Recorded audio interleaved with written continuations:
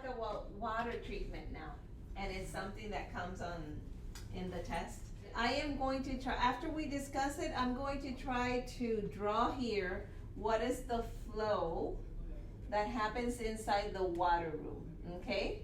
Starting from the water coming from the city, where it goes through in the water room. But let's go ahead and start with the water treatment. The water is treated in the dialysis setting because we need it for patient safety and also to prevent damage to the equipment. We cannot use the water that comes from the city water just like that because it has a lot of additions of things that we cannot use it with the blood of the patients. In our home, you know, especially here in Florida, that the water is so hard. The water here in Florida makes your skin very, very dry. Haven't you noticed? So anyways, just for a comparison, an average person drinks 10 to 14 liters of water in a week, okay? In a dialysis patient, in the dialysis clinic, the patient is exposed to about 360 liters of water a week. You know how much water we waste in the dialysis center?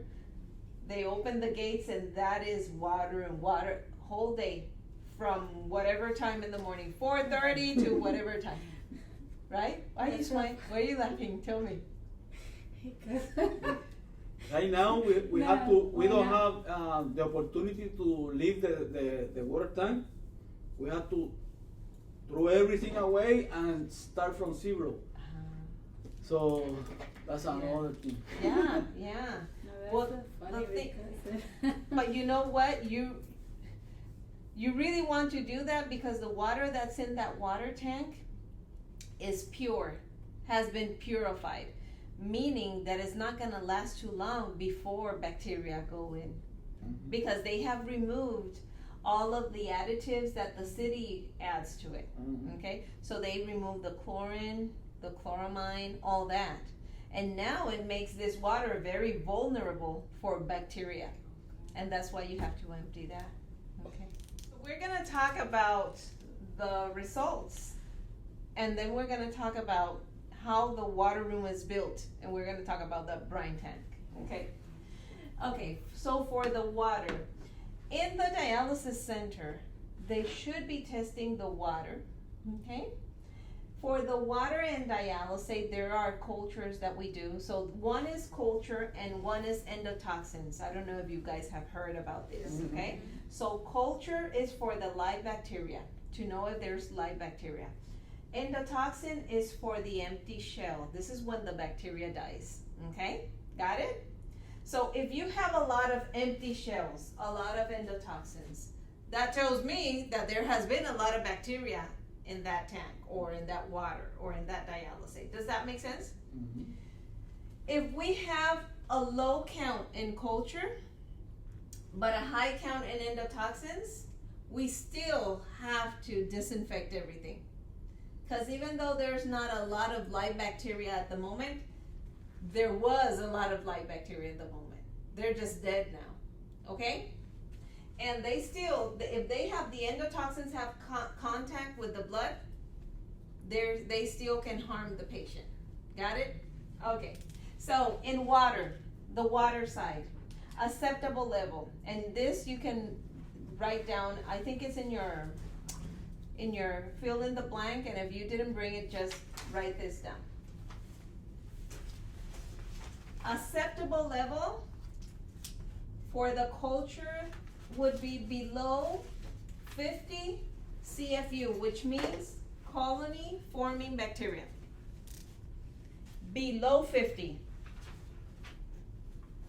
So that's the number you have to really memorize. Below 50. That's good. Yeah. You saw that on the test? Yeah. So that means that that's going to be an acceptable level. Nothing to do there. If there's 40, there's 40 counts there, but there's still bacteria, but it's acceptable for use, okay? I wouldn't want any bacteria, but that's the way it is, okay? Action level means that we need to do something if the result comes back and it's between 50 and 199 colony forming bacteria in milliliters. That is an action level. And action level means that we can complete the services, operations that day, but at the end of the day, we have to disinfect everything. Got it? So that's what an action level means. Unacceptable level is 200 colony forming bacteria in milliliters or greater. An unacceptable level means that we have to stop. We can't perform dialysis. We cannot continue with our operations of the day. This is basically a state of emergency. We have to, if we started already, we have to disconnect everyone. Okay? So those numbers, try to have those numbers handy so that you can look at them. But where do you see these numbers? Huh? Where do you see these numbers? In probably you don't see it. Probably the biomed see The it. biomed do the They culture. receive the labs back, the lab results back. They receive a paper. Ask your biomed when you go back to show you the cultures so that you know how it looks. To show you the culture results for the water. So this part here is for cultures. This part here is for endotoxins. Let's talk about endotoxin. The acceptable level will be below 1 endotoxin unit per ml. Below 1. Action level is 1 or greater, but less than 2. What is action level again? You guys remember? I just said it. 1 but below 2. But what do we have to do in action level? Disinfect. But can we continue with operations for the Yeah, day? but at the end of the day, you have to disinfect everything. There you go.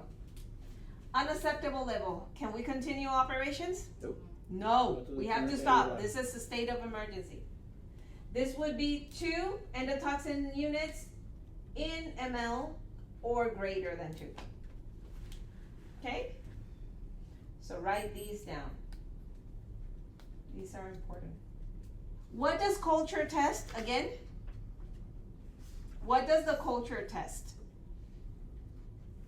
For the bacteria growing in the tank, Okay, good. What does endotoxin test? the shelf of the bacteria. There you go. You're paying attention. Good job. Okay. Good job. Okay. So water contaminants. When we say water contaminants, we're talking about all of the ingredients that get added to that water from the city. So for our household use, it's not going to be contaminant. That actually makes our water good to use. They add all this. But for dialysis, these are going to be contaminants, okay? It's going to be inside of your, if you want, you can also take a picture of it if you want, okay? So for example, if the filters in the water room do not filter aluminum, chloramines, copper, and zinc, the symptoms that that patient is going to have is anemia. You see that? Aluminum and fluoride, the symptoms that this patient is going to have is bone disease. Chloramines, copper, nitrates, the patient is going to have hemolysis. What is hemolysis? The stretch of the cell. Good job. You've been studying. Mm-hmm. Yes. So we can say that is blood, red blood cells. Burn. They burn. Yeah. Red blood cells. I'm going to say RBC rupture. Okay? RBC rupture. You're ready. You're ready to take this test. Yes, I need it. You are. Okay. Calcium and sodium, the symptoms are going to be hypertension. Bacteria, endotoxin, and nitrates, the symptoms are going to be hypotension. So I'm just gonna give you a scenario. It shouldn't happen, but let's say that all of a sudden, all of your patients, all of them, present hypotension. All of a sudden. The first thing that comes to mind is there's something wrong with the water. It's the water, okay? So I want you to be very, very aware of this, because immediately what we're gonna do, we're gonna stop those machines. We're gonna stop, we're gonna clamp, we can't give the blood back, okay? Okay, I'm gonna move on, because it's a lot to cover. I'm gonna have this inside of your stuff, okay? And you can also take pictures if you want. If the water has a low pH or has sulfates, this patient is gonna have metabolic acidosis. If the water has calcium and magnesium, the patient is gonna have muscle weakness. If the water has bacteria, calcium, copper, endotoxin, low pH, magnesium, nitrate, sulfate, zinc, the patient is gonna have muscle weakness. And if the water has aluminum, the patient is gonna be nauseous, and probably this patient is gonna be vomiting, okay? So if you see some of them overlap, because we have bacteria here, and before we've had bacteria also, so this patient is gonna have a lot of symptoms going on, okay? So if you have many patients with a lot of symptoms, and it's the water. We gotta turn off that water immediately. Okay. So let's talk about the water treatment process. What happens with the water? I want you to think about the treatment of this water as steps, different steps, okay? And these three are the main steps. So what happens here? First, pre-treatment, before the RO. Before the water reaches the RO, the water goes through different tanks and different filters. You've seen this in the water room. I'm gonna explain it to you, but you've seen it already, okay? The purification process is inside the RO, because the RO is what's going to take care of the purification process, okay? After it's purified, it probably goes to the tank, and from the tank, it's gonna go through the distribution loop. What's the distribution loop? The pipes that take the water to every station, to every patient station. You see behind the machine, and you see all those pipes? Mm-hmm. Those are the ones that are bringing the water. That is called the distribution loop, okay? So we have to prepare the water before the water reaches the RO, because if not, if we push water that comes from the city directly to the RO is not gonna last that long, okay? It's going to damage the RO filter's fiber and membranes. Does that make sense? Mm-hmm. Okay.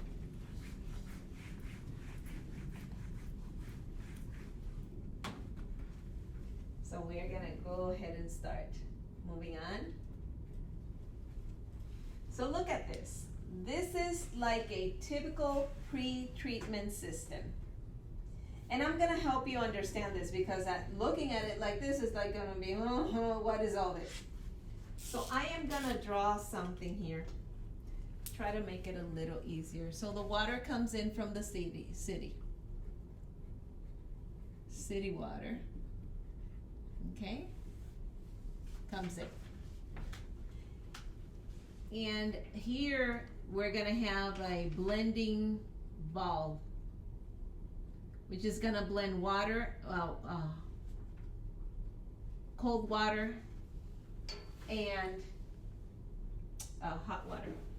Then it's going to have a little backflow preventer. It's a valve that is going to prevent that the water comes back out. After the water is in, it has to continue a flow, okay? So this is the backflow preventer, okay? After this, the water is going to continue, and it's going to pass through the pump. there's a pump. I'm gonna draw the pump right here like this. Pump. So what is this? This is what's gonna move the water. It's coming comes in from the city. It reaches this point, and this is gonna move the water, because otherwise the water doesn't have the force necessary to move through the system. Okay? So this is the pump. And the filter needs a specific pressure to filter the water. Exactly. Okay? So this is the pump, and then from there, we're all the way here now. Okay? Then it's gonna go through the first filter. And the first filter is called the multimedia filter. What that means is that it's going to filter a lot of things at the same time. That is of a lot, media of different things at the same time. Okay? So this is after you can take a picture of this, multimedia. Okay? Then we're gonna start with the water softener. So this would be the water softener. And I'm gonna be talking about what does each one of these remove, okay? So at this point, water softener. And the water softener has the brine tank. And the brine tank, okay? This is the one that holds the salt pellets, okay? The purpose of that brine tank is because it's going to help regenerate the water softener. The water softener, and regenerate means that the water softener is gonna stop filtrating, and it's gonna clean the filter that it has inside, okay? But it does it with the salt that we have in the brine tank. And this happens late at night. It cannot happen while the patients are there. That's why it has a little timer. It has a timer on it, right? And that timer has to be set for the right time of the day. I'm pretty sure if you guys have been testing inside of that water room, that is something that you have to log. That the timer, it has the correct time of the day. The reason we do that is because this tank is going to regenerate. If it regenerates in the middle of dialysate, it's gonna loosen up everything that has filtered already, okay? So that's why we do time it so that it does regenerate like at 2 a.m., 3 a.m. in the morning when nobody is there. Got it? It makes a little bit more sense now. That's why if, let's say we lose power during the night, when you go in the morning, you wanna make sure that that timer is correct. Because if it's not correct, it could happen that this tank starts regenerating in the middle of dialysis. Okay? Okay. After here, we're gonna move through the carbon tanks. I call them the twins, okay? It's gonna make sense in a minute. So it goes, so we are gonna have 2 carbon tanks. Do you know that these carbon tanks are the same thing? They do the same thing? Yep. They do the same thing. The only thing is that one is primary and the other one is secondary. Okay? One is backup of the other one. So this would be 1 and 2. You guys test. You guys do a testing. There should be a valve here. And there's another valve here. Okay? And we're going to be talking about the valves in a minute. When you test for chlorine and chloramines, you should be testing from the first one.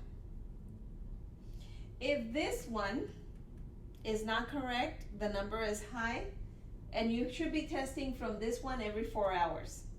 If this one is not correct, then you have to test from this one every 30 minutes, but you gotta let the director know and the biomed know, because they need to start working on this one, because now we're running with 1 carbon tank only. And if this one goes bad, we gotta stop dialysis immediately, okay? We're gonna cover that in a minute. I'm just telling you what we have here. And then we have other like ultrafiltration filters, okay? UF filters over here. And I'm gonna stop here because then comes the RO. So let's discuss this first part. This is called the pretreatment. Here we're going to prepare the water before it enters the RO. Does that make sense? Yeah? I don't want to lose anybody. Everyone with me still. Deborah, you're with me still? See? Okay. Let's start with the water softener. Water softener. We use the water softener, look, primarily for RO protection. That's it. We want to protect that RO because the most expensive piece of equipment in that water room is that RO. Okay? It removes hardness ions like calcium and magnesium. And we already said that here in Florida we have so many ions added to the water. We have a lot of calcium and a lot of magnesium. When our skin after we take a shower it turns like ashy or gray, that's the calcium and the magnesium depositing in our skin, okay? The size of it is sized for 1 day operation, okay? For 1 day operation.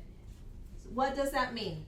That before we start the other day, it has to regenerate, and it regenerates with pellet salts, okay?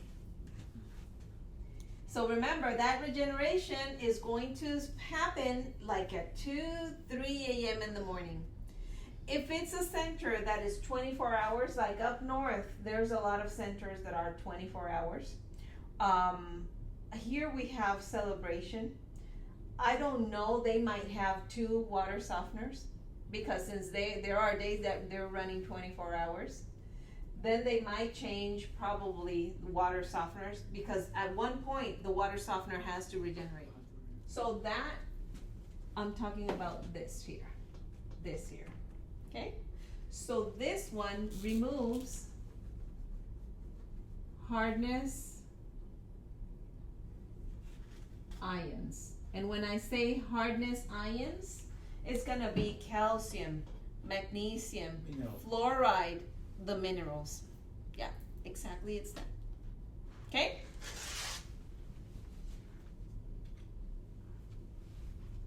How do we monitor the water softener? Offline hardness testing at the end of each operating day post softener. There's a test that you do in at the end of each day. Online monitoring of pressure drop with pressure gauges located pre and post the softener tank. So inside of this water room, the softener tank should have pressure gauges. You know, when you go in there, there's so many circle things, little gauges, all those are pressures and readings that we should be monitoring and we should be logging. Okay, there's a reason. Not to logging everything. Exactly, there's a reason why you're writing those numbers. Okay, okay. The daily verification of the timer for the correct time of the day. I already told you why we do that. And then the salt must be maintained so that the softener can be regenerated. That salt, there's a little line, hopefully, inside of the brine tank. There is a line that tells you that the salt should be up to that line, up to that level. Water sometimes surpasses the salt, but if it's like a lot of water on top of that, you know, if it's more water than salt, we have to put in salt pellets, okay? So this is the water softener brine tank, and it must be at least a half full of salt. We have to check it daily and document on a daily water treatment log, okay?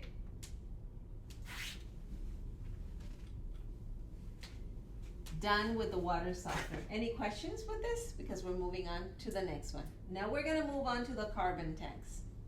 And the carbon tanks are gonna remove chlorine and chloramine. I think I wanna write this in another color.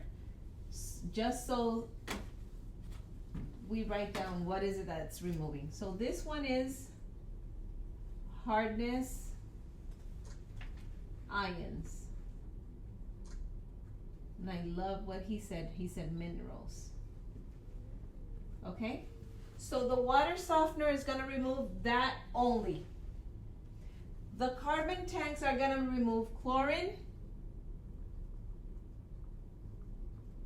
and chloramines. And those are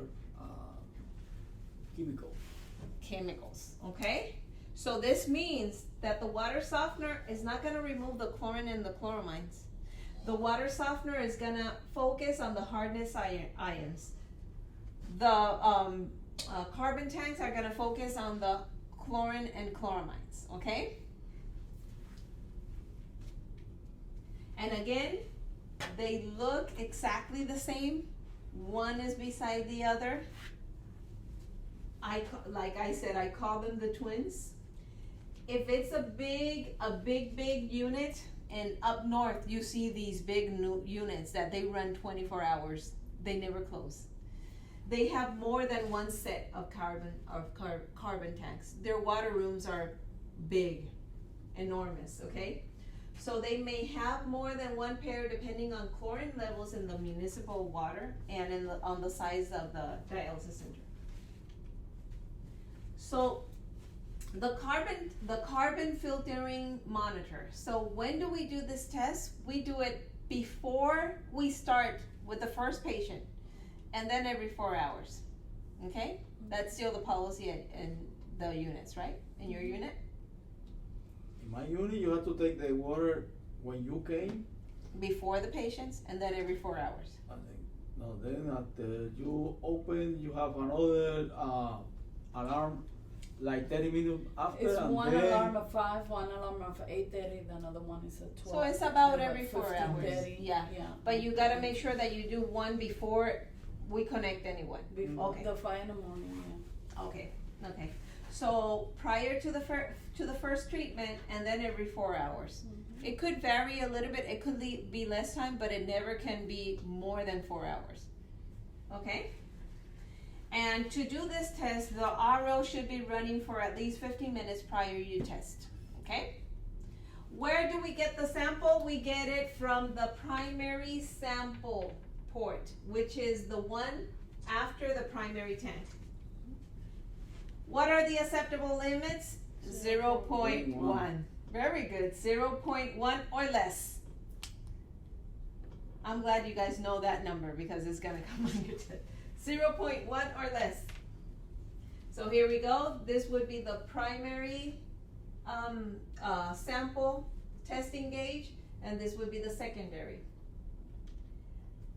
So what do you do? Oh, this looks kind of difficult there. What do you do if the total chlorine levels are too high after the primary carbon tank? You repeat and you check after the second tank. If post-second tank levels are within limits, how often do you monitor? Every 30 minutes, because now we have just one tank. If post-second tank levels become too high, what do? We have to stop dialysis, and we have to let know the FA and the biomed. Okay, so good. I like that you guys are clear there. So that is it for here. Now we're going to talk about the purification system. Okay. Now we're going to talk about the RO. So here, let me see if I can do this. All this part is the pre-treatment.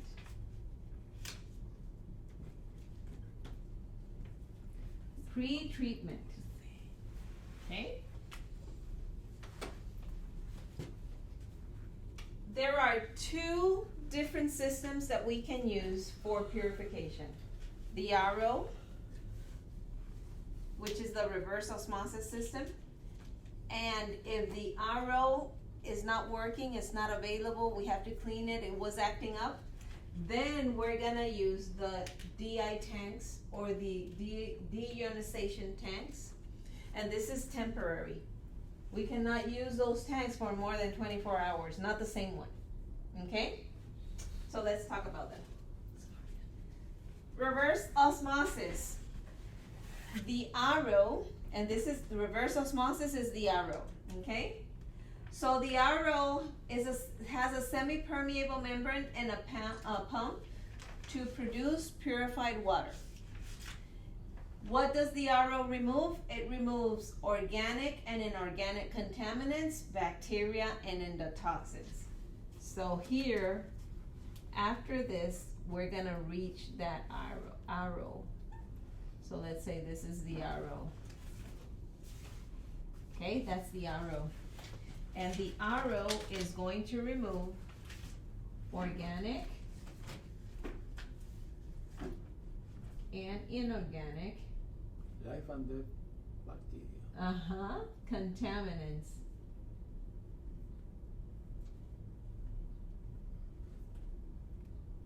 Bacteria. We consider the bacteria alive, and then endotoxins is dead. Endotoxin is the dead shell, remember that, okay? So that's what the RO is going to remove. So see, if we go back, this multimedia can remove a little bit of this, a little bit of this, and a little bit of this, the multimedia. Because this one removes a little bit of everything at a small level.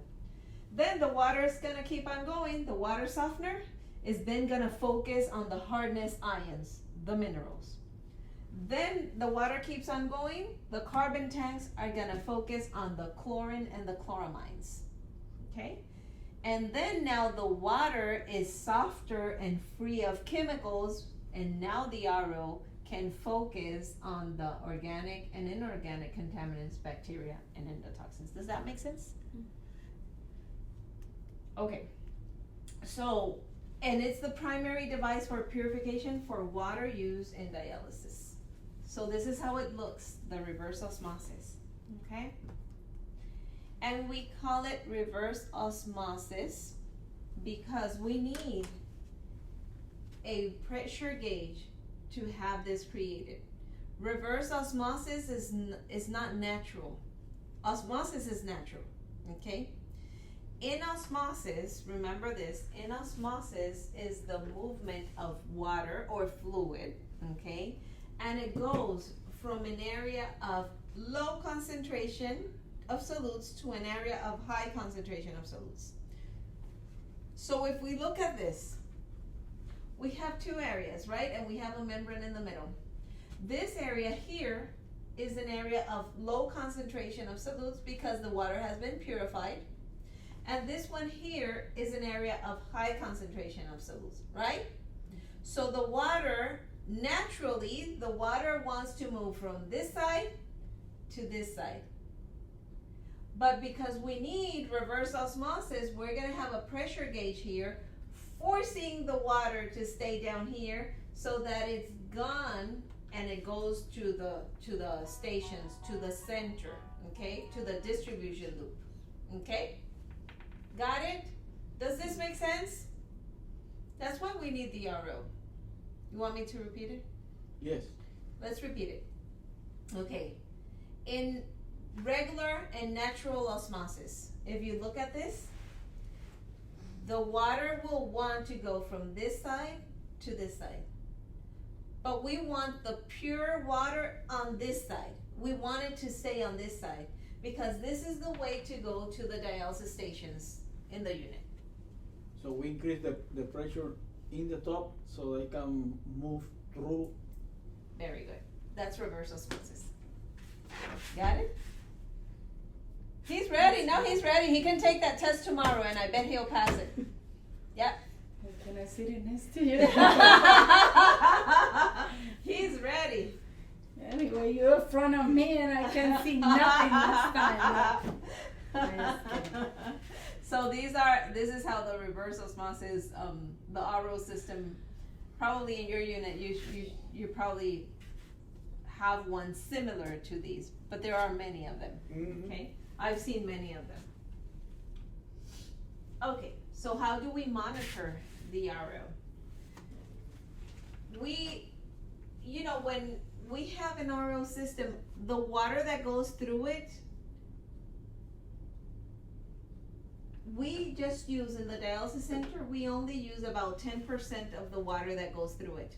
90% gets rejected and sent back to waste. So can you imagine from those gallons and gallons and gallons and gallons of water that come in from the city, we use only 10%, 90% we dump. That's crazy, right? Okay, so we are going to have, and all of the units have this audible and visual alarm on the treatment floor, right? And that's what's gonna let you know if the RO is broke or something is going on with the RO, that alarm should go off. And it's gonna let you guys know, ooh, something is going on back there. Okay, another thing that we do, analysis for Amy, okay? The inorganic contaminants, and this would be cultures, are done for the RO every 6 months. For the water is monthly, but for the RO, it's every 6 months, okay? And it's gonna test for bacteria and endotoxin on a monthly basis.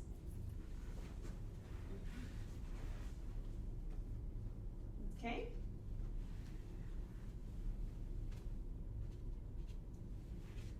Let's talk about the DI tanks, the deionization tanks. And this one is the one that we use if the RO is not working. Remember, if the RO is not working, we're gonna use this one. And this one is an exchange of ions, negative versus positives, okay? It produces water of highest ionic quality. It removes about 99% of the ionic contaminants, so it's really good. But the problem with the DI tanks is that when they are exhausted, when they're like completely full, they start to release whatever they had filtered, they start to release it in very high dangerous amounts, concentration, and we cannot measure it. So can you imagine if we use it for too long, it's gonna be too exhausted, then it's gonna start to release all that to the stations, to the patients. So that's why we cannot use it for more than 24 hours. It typically increases bacterial and endotoxin levels. Water has been dechlorinated, so in this case, you know, the water is so pure. It has been dechlorinated. That is why the water starts going bad. That is why you will have to empty the water tanks, even though it's sealed and everything. But the water starts going bad because we have removed the chlorine and the chloramines here, and then the DI tanks removes the rest. The DI tank, we can only use it if the RO is being cleaned, if it's being polished, or for backup only when the primary RO is non-operational. That's it. That's the only 2 times we can use it.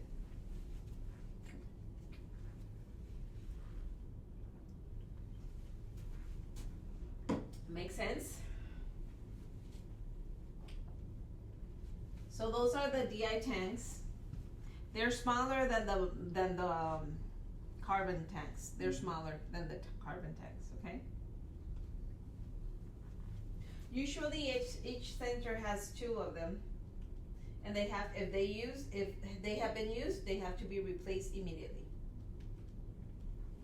So let's talk about the ultraviolet light. The ultraviolet light is gonna slow the growth of bacteria and makes them incapable of reproducing. It's only used in conjunction with indirect feed, meaning that we have a storage tank water treatment system. And let me explain what that is. let's say over here, we have like the counter, and we have our dialysis stations here, okay? This in here, we already are inside the dialysis center. Let's just try to create something like that, okay? If you have a water tank, so let's say we have a water tank over here, water tank. The water that comes out of the RO is gonna go through the ultraviolet light, UV light first, and then into the water tank. And from there, from the water tank, is gonna go through the distribution loop, and is going to proceed here, here, here, here, here, here, here, here, here, okay? That's how it is.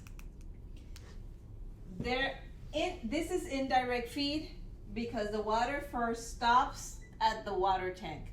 But if we didn't have the water tank, we're not gonna have the UV light. That means that this water is gonna come directly to the distribution loop. That means that that is a direct feed, okay? So direct feed is when it goes directly to the distribution loop. Indirect feed is when it goes to the water tank first and then to the distribution loop. Make sense? And then you're gonna have the ultra filter, another, like a long filter like this, and what that is gonna do is gonna remove whatever we have left of endotoxins in the water, the empty shell, okay? Well, this is like a mechanical filter. A mechanical filter. Yeah, but for the testing purposes, you need to make sure that you know that the main purpose of it is to remove those endotoxins. That's all you need to know. Okay? It's capable of removing small particles and small bacteria, and then the small endotoxins, which is, the empty shell. Okay. So we're done here. This was the purification. Let me write it here. This would be the purification step. So this from here to here was the pretreatment. Here, the RO is the purification. And now we're gonna talk about the distribution system. So now that the water has been purified, how we're going to send it to the unit. That's what we're gonna talk about now, okay? So the distribution system conveys the purified water to each point of use, meaning the stations, to each station, okay? Must maintain purified water quality and water flow. Components includes pipes, the valves, the regulators, and other piping fixtures. May be indirect feed, holding tank, or it could be direct feed, okay? And I have an image. This here would be, for example, if you look at that, it would be from the RO to here. So here, this is an indirect feed. This is an indirect feed because it comes out of the RO. It goes through here, the UV light that you guys don't have, but if you had it, the UV light would be here. And then into the tank, the water tank, and from the water tank, then it's going to be moved through the distribution loop. All these are the stations, the machine stations. Got it? This is indirect feed. Direct feed. In this one, there's no tank, you see?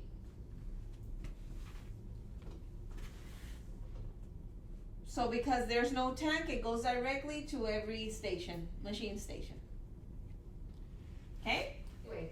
Why do you need to know when the disinfection is done at your facility? Is because you want to know that the equipment is available. Is because we got to do a sampling 72 hours before we do this cleaning. We have to test We gotta take a sample, and then there shouldn't be any patients on the treatment floor because we're dealing with